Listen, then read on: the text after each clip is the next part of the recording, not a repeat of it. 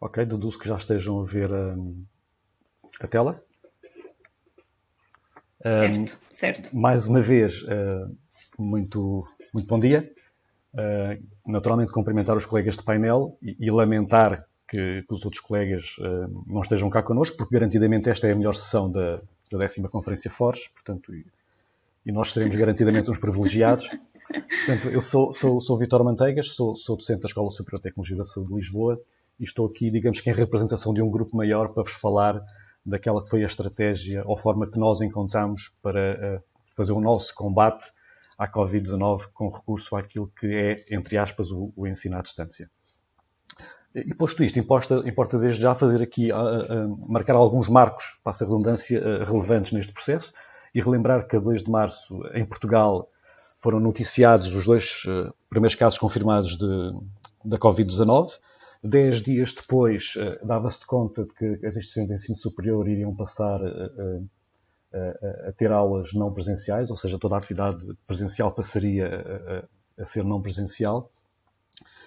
E na sequência destas determinações, e seguindo claramente as orientações das autoridades competentes, a ESTESEL suspendeu claramente todas as atividades letivas, passando claramente a funcionar então todos os ciclos de estudo em ensino à distância. Estávamos a 13 de março, portanto, numa sexta-feira. Sendo que no dia 16 todas as aulas presenciais ao nível do país acabaram por cessar, de certa forma. Entretanto, no dia 18 de março foi decretado o estado de emergência e reconheceu-se claramente que havia uma necessidade efetiva de criar condições para que na ESTEL em particular o processo de ensino-aprendizagem não parasse, não fosse interrompido.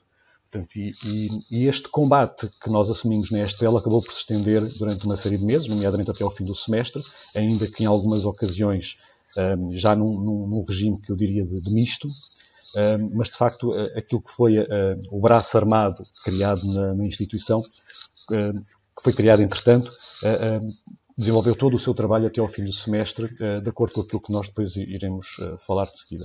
Portanto, este braço armado, o Gabinete de Apoio, Desenvolvimento e Monitorização do Ensino à Distância, foi criado pela Presidência e que teve a incumbência, de alguma forma, de planear, implementar e monitorizar o processo de ensino à distância no âmbito do desenvolvimento estratégico, incentivar e apoiar a criação de cursos online, de diferentes tipologias, e promover formações de apoio e desenvolvimento do ensino à distância adequada para docentes e os estudantes. E a urgência da situação decorreu, de facto, do estado de emergência e daquele constrangimento que todos nós experienciámos naquela ocasião, de ter que eliminar de todo aquilo que era a atividade presencial e ter que garantir as aulas online. Eu não lhe chamaria de ensino à distância, nesta fase chamaria mais de aulas online. Portanto, aquilo que nós fizemos foi numa primeira fase, um diagnóstico de necessidades de formação, com recurso ao inquérito por questionário, que decorreu naturalmente online, cujo objetivo principal era fazer a caracterização das práticas dos docentes na utilização da plataforma Moodle. E a plataforma Moodle, porque para todos os efeitos era a ferramenta que desde sempre o IPL e a ESTEL tinha disponibilizado aos docentes para estes processos de online e de distância. Foi utilizada a plataforma REDCap para a produção e monitorização deste inquérito, cujo questionário decorreu entre os dias 7 e 24 de abril de 2020. E aquilo que eu me proponho fazer rapidamente agora a seguir é apresentar alguns resultados deste diagnóstico, em termos de caracterização da amostra, maioritariamente do sexo feminino. Compreendo perfeitamente porque o nosso corpo docente é maioritariamente feminino. O grupo etário predominante é dos 36 aos 45 anos e vamos agora entrar naquelas que eram as questões que para nós eram relevantes e substanciais e que podiam alimentar depois toda a nossa estratégia numa fase posterior. Portanto, aquilo que nós fizemos foi, até para facilitar a interpretação agora aqui dos resultados, a codificação dos resultados por cores, níveis satisfatório, que sugerem alguma reflexão e que sugerem ou que pressupõem, de facto, uma intervenção mais imediata, e tendo em conta aquelas questões que eram colocadas, os resultados mais satisfatórios dizem respeito à utilização ou não da plataforma Moodle, e de facto uma maioria substancial já tinha utilizado a plataforma Moodle, ainda que alguns tinham claramente dito que não de todo, que nunca tinham utilizado e até terão alegado essa não utilização pelo facto de não ter havido formação específica para o efeito. A maioria sabia claramente utilizar o Moodle para enviar mensagens, nomeadamente aos estudantes, sabia colocar os ficheiros, os PPTX, os docs, os PDFs, e seria configurado, de regra geral, aquilo que era a estrutura de uma disciplina, portanto, deixando de ver claramente que muitos deles usariam a plataforma Moodle essencialmente como repositório para que, a partir daí, pudessem fazer chegar aos estudantes alguns handouts e alguns materiais e recursos. Depois havia uma série de outras questões, nomeadamente se sabiam ou não colocar vídeos feitos pelo próprio ou dos quais tinham ficheiros específicos, portanto, fazer o upload de ficheiros ou incorporar vídeos do YouTube. Aqui, de facto, já havia mais algumas dificuldades, nomeadamente também ao nível da organização de fóruns de debate, atribuir cargos a estudantes ou a docentes que colaboravam nas unidades curriculares e que participariam também naquelas disciplinas dentro do Moodle, e também naquilo que diz respeito à criação de espaços para a submissão e a entrega de trabalhos por parte dos estudantes. E depois os piores resultados, em que mais de 60% dos respondentes disse que não fazia nada ou fazia muito pouco, ou sabia nada ou sabia muito pouco, no que diz respeito a criar chats para sessões em tempo real, criar inquéritos ou sondagem, saber importar e exportar conteúdos de uma disciplina, fazer cópias de segurança das disciplinas, correndo-se o risco muitas das vezes de se perder todo o conteúdo e ter que se repetir e replicar todo o processo que tinha sido desenvolvido até então. A generalidade não sabia fazer testes, não sabiam criar perguntas de diferentes tipologias, nem depois sabiam extrair pautas e relatórios das atividades. Portanto, acabou por ser um bocadinho aqui nestas questões e nestas áreas que nós, enquanto GADMET, decidimos apostar, tendo em conta aquela que foi a estratégia que nós definimos. E essa estratégia adotada passou pela criação de alguns documentos e outras ferramentas, muito associada à elaboração de um conjunto de tutoriais, ações de formação direcionadas ao corpo docente, com a produção de 2 cursos de formação interpares. Portanto, os elementos que fazem parte para todos os efeitos do GADMET são docentes, com algumas competências nestas matérias. Portanto, e esta formação foi interpares, online, naturalmente, com o apoio do serviço Colibri. Portanto, o António falou no Zoom. Basicamente, o serviço Colibri é um serviço disponibilizado pela FCCN, suportado na plataforma Zoom. Portanto, quando eu falo aqui em Colibri, estou a falar exatamente do serviço Zoom, da ferramenta Zoom. Portanto, esta formação foi dada a cerca de 100 docentes, com 2 momentos distintos. Portanto, foram 2 ações de formação e cada um dos elementos do GADMET teve que garantir 2 sessões por cada ação de formação. Claramente com o objetivo de preparar os docentes, essencialmente para aquilo que era a elaboração de testes online em ambiente seguro. E depois foi garantido o follow-up dos formandos com o acompanhamento dos docentes e apoio na produção de testes online na plataforma Moodle, criando-se aqui diferentes formas de o conseguir e de o fazer, que depois nós podemos falar um bocadinho delas lá mais para a frente.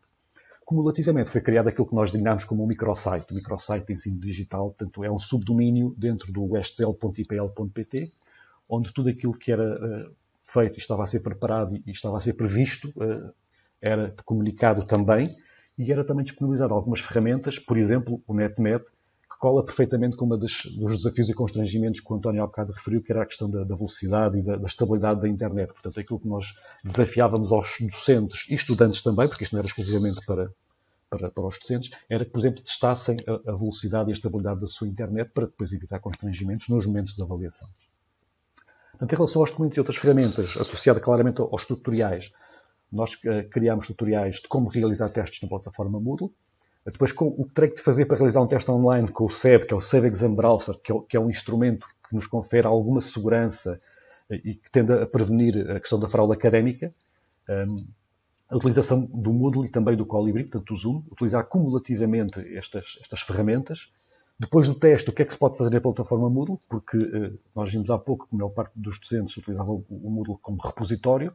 Eles admitimos nós que passariam depois a utilizá-lo também para fazer os testes, mas depois de se fazer os testes há uma série de outras questões que são possíveis de realizar na plataforma Moodle e que era imperioso também eles saberem, nomeadamente a exportação das pautas, o arquivo das pautas, etc. E, em particular, aquilo que é o arquivo em formato PDF dos testes feitos na plataforma Moodle, por questões legais, naturalmente, depois tem que haver o arquivo destas ferramentas. Portanto, aquilo que nós estamos aqui a ver em baixo eram alguns tutoriais. Normalmente os nossos tutoriais eram feitos em formato, não papel, em formato digital, mas eram documentos, que serviam depois de aporte e de baseline e de suporte para aquilo que eram as formações que nós depois realizávamos online de forma síncrona, sendo que também foram feitos tutoriais em vídeo. Em relação às ações de formação, portanto, como eu vos havia referido, foram dois cursos de formação, um sobre estratégias e ferramentas de avaliação à distância com recurso à plataforma Moodle, que teve lugar em maio. E depois o teste é ensino à distância com recurso a múltiplas ferramentas e serviços, nomeadamente o Moodle, o SEB, o tal SEB Exam Browser e o Colibri, em junho, antecedente claramente depois a época de avaliação, que depois irei abordar um bocadinho mais à frente. Depois, o que é que nós também fizemos? Fizemos a gravação de todas as sessões de formação que disponibilizámos aos docentes que por alguns constrangimentos podiam eventualmente não conseguir estar presentes nas sessões, portanto, aqui garantindo claramente a confidencialidade e tendo a anuência dos participantes, estas sessões foram previamente foram gravadas para que depois pudessem ser disponibilizadas mais tarde e até para que servissem como recordatória e para ajudar no esclarecimento de algumas dúvidas que tivessem eventualmente subsistido no decurso da própria formação. E depois foi garantido o follow-up com o acompanhamento dos docentes, com o apoio personalizado aos docentes via e-mail e contacto direto e depois também naquilo que foi a ajuda que nos foi solicitada em algumas ocasiões para a produção dos testes.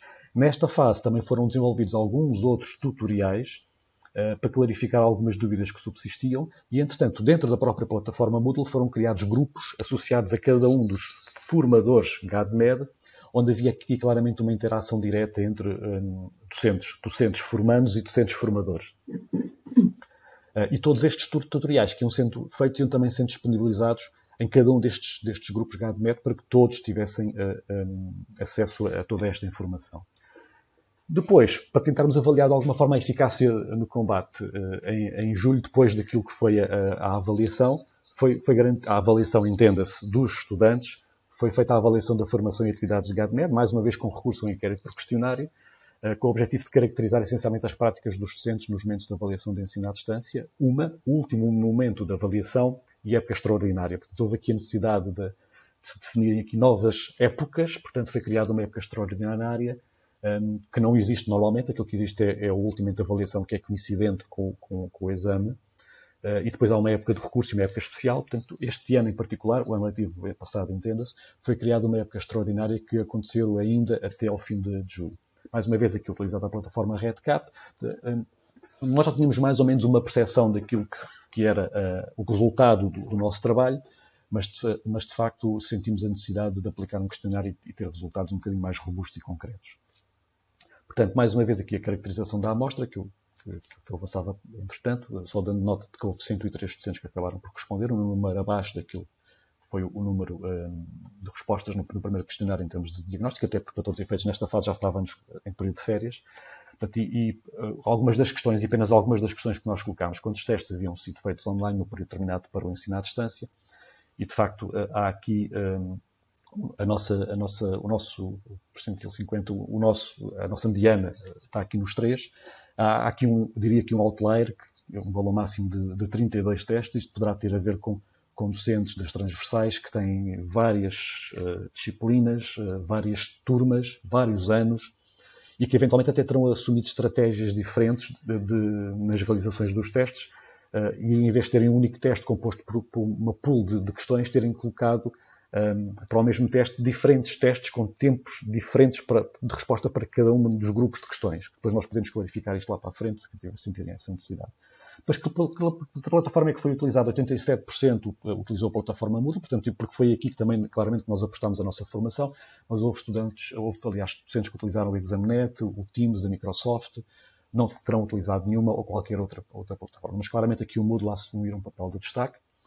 91% utilizou o Colibri também, portanto, cumulativamente fizeram uso do Colibri, e de facto aqui na utilização do Safe Exam Browser houve muitos docentes que não utilizaram o Safe Exam Browser, houve alguns que utilizaram algumas vezes e houve também um número significativo de docentes que utilizou muito ou sempre de facto o Safe Exam Browser, mas de facto aqui o grosso das respostas está aqui nestes valores mais baixos.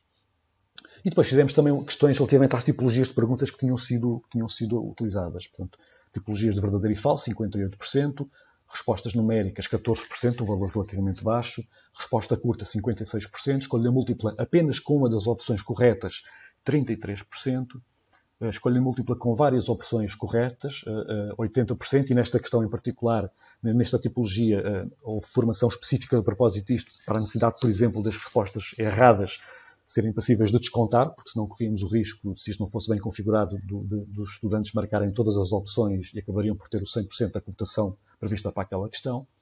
E depois perguntas de desenvolvimento, 74% dos sujeitos terão utilizado perguntas com estas características, e que acabou por ser também muito importante a questão da formação, porque foi abordada a questão da avaliação manual, mesmo quando os testes eram feitos na plataforma Moodle, e esta tipologia de questões requer esse tipo de correção. Portanto, temos aqui aquilo que foi o panorama geral para a generalidade das tipologias de pergunta, ainda que depois havia outras tipologias que nós também questionámos, mas que eu, para efeitos da apresentação, não as coloquei aqui. E depois as últimas questões estavam associadas à relevância, digamos assim, e à importância do GADMED e da formação neste processo. Portanto, quando nós colocávamos a questão se a formação promovida pelo GADMED sobre a elaboração de testes tinha sido útil, uma esmagadora maioria disse que sim, que tinha sido útil ou muito útil. E depois a questão também do acompanhamento prestado pelos tutores numa fase posterior à formação se tinha sido também importante, e também aqui a relevância deste follow-up foi garantido também a ser reconhecido pelos formandos. À laia de conclusão e desafios, reconhecer aqui que a generalidade dos docentes acabaram por fazer uso dos instrumentos e das ferramentas que foram propostas no âmbito da formação e reconheceram, de facto, a utilidade do trabalho desenvolvido. Foi também reconhecido o mérito da equipa de tutores e do trabalho realizado pelo GADMED. Mas, entretanto, e isto é o desafio que nós, entretanto, já identificámos, importa criar condições para a exploração de forma generalizada entre todos os docentes de metodologias, assim como dos instrumentos e das ferramentas disponíveis, para um verdadeiro ensino à distância, que, na nossa perspectiva, não foi propriamente aquilo que se fez. E pronto, era isto que eu tinha previsto para vos apresentar, e agradecer mais uma vez a oportunidade de estar aqui convosco. Muito obrigada, Vítor.